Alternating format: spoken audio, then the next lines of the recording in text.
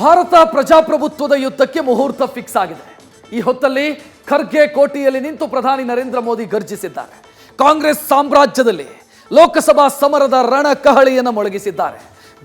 ಬಿರು ಬಿಸಿಲಿನ ಮಧ್ಯೆ road show ಮಾಡಿ ಮತದಾರರ ಮನಗೆಲ್ಲುವಂತ ಸರ್ಕಸ್ ಮಾಡಿದ್ದಾರೆ. ಸರ್ಕಾರದ ವಿರುದ್ಧ ಗುಡುಗುತ್ತಾ ಆಡಳಿತ ಪಕ್ಷಕ್ಕೆ ಬಿಸಿ ಮುಟ್ಟಿಸಿದ್ದಾರೆ.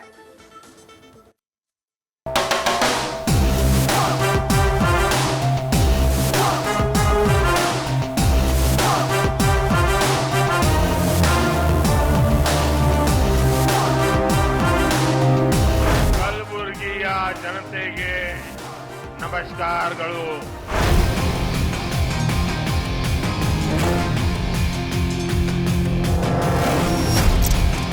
ಬಿಸಿಲ ನಾಡಿನಲ್ಲಿ ಕೇಸರಿ ಪಾಳಿಯ ಲೋಕಸಭಾ ಸಮರದ ರಣಾರ್ಭಟ. ಖರ್ಗೆ ಕೋಟೆಯಲ್ಲಿ ಕಮಲಾಧಿಪತಿಗಳ ಅಬ್ಬರ. ಎಲ್ಲೆಲ್ಲೂ ಮೋದಿ ಮೋದಿ ಎಂಬ ಉದ್ಘೋಷ.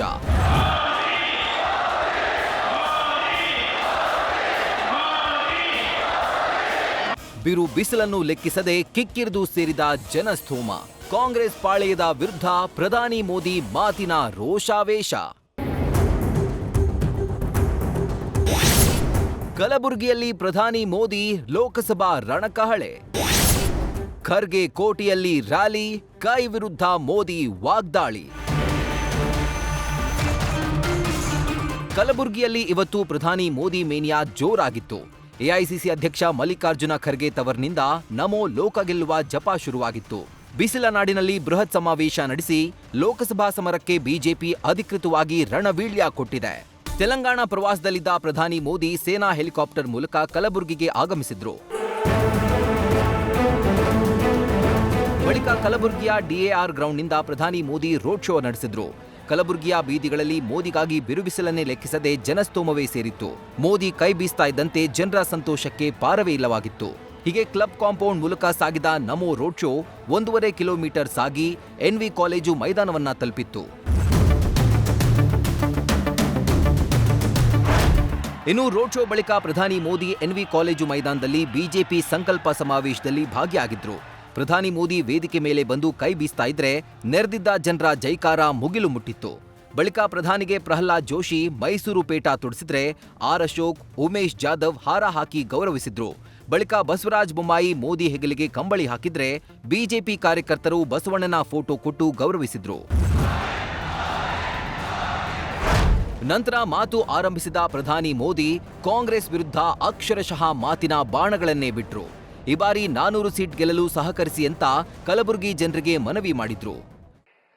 कांग्रेस ने चुनाव में जो वादे किए थे उन्हें पूरा करना तो दूर, उल्टा कर्नाटका के हालात दिन पर दिन बदहाल होते जा रहे हैं. चुनाव में कांग्रेस ने मुफ्त बिजली का वादा किया था. इन लोगों ने किसानों से एक और धोखा किया. 28 ಕ್ಷೇತ್ರದಲ್ಲೂ ಬಿಜೆಪಿ ಗೆಲ್ಲಲಿದೆ ಅಂತ ವಿಜೇಂದ್ರ ಭವಿಷ್ಯ. ಸಿದ್ದರಾಮಯ್ಯ ಕಾಲಿಟ್ರೆ ಬರಗಾಲ ಅಂತ ಆರ್ ಅಶೋಕ್ ಗೇಲಿ. ಬಿಜೆಪಿ ಸಂಕಲ್ಪ ಸಮಾವೇಶದಲ್ಲಿ ಮಾತನಾಡಿದ ಬಿಜೆಪಿ ರಾಜ್ಯಾಧ್ಯಕ್ಷ ಬಿವೈ ವಿಜೇಂದ್ರ ಪ್ರಧಾನಿ ಮೋದಿಯ ಗುಣಗಾನ ಮಾಡಿದ್ರು. ಜೊತೆಗೆ ರಾಜ್ಯದ 28 ಕ್ಷೇತ್ರಗಳಲ್ಲೂ ಬಿಜೆಪಿ ಅಭ್ಯರ್ಥಿಗಳು ಗೆಲುವು ಸಾಧಿಸಲಿದ್ದಾರೆ ಅಂತ ವಿಜೇಂದ್ರ ಭವಿಷ್ಯ ನುಡಿದ್ರು.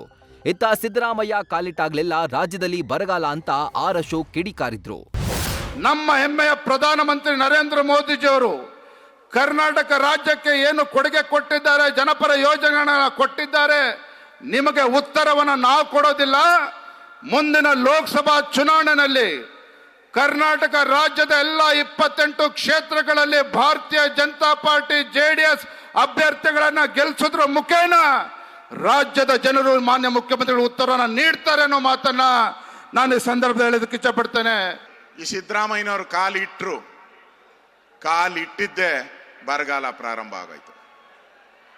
ಬರಗಾಲ ಬಂದ್ಬಿಡ್ತು. ನೀರಿಲ್ಲ ಏನಿಲ್ಲ ನೀರಿಲ್ಲ ಏನಿಲ್ಲ